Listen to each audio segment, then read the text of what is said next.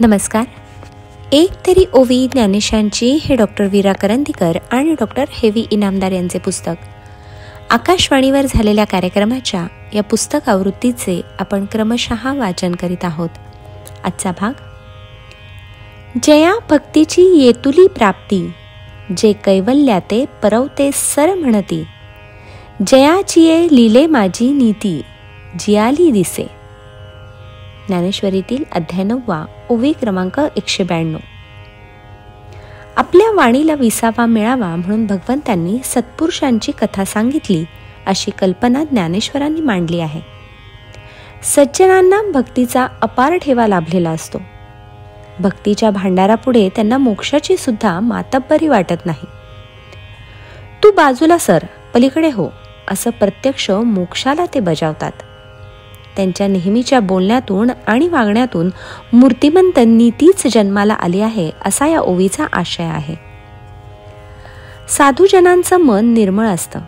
त्यांचं आचरण शास्त्राची मर्यादा सोडत नाही. त्यांच्या मनात अखंड वैराग्यच असतं.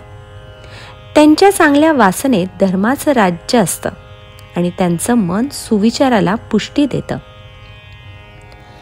ज्ञानरूपी गंगेमध्ये स्नान करून ते शुद्ध होतात.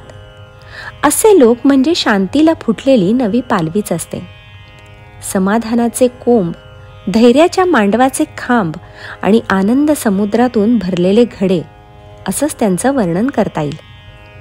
भगवंताविषयी त्यांच्या मनात गाढ प्रेम असतं. त्या प्रेम सुखापुढे त्यांना मुक्तीची चाड नसते. त्यांची मनं भक्तिभावानं तुडुंब भरलेली असतात. असे सज्जन सहज कौतुकानं वागतात, तरी त्यांच्या वर्तनातून न्याय आणि नीती जिवंत होतात. परमात्मा एवढा व्यापक असतो, पण तो सुद्धा साधूजनांच्या हृदय मंदिरात सहज नांदतो.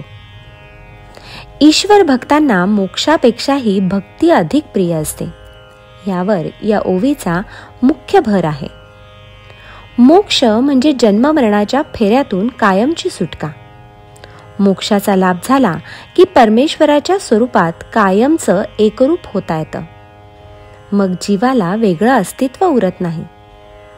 भक्तीचा आनंद लुटण्यासाठी हे अस्तित्व हवं असतं.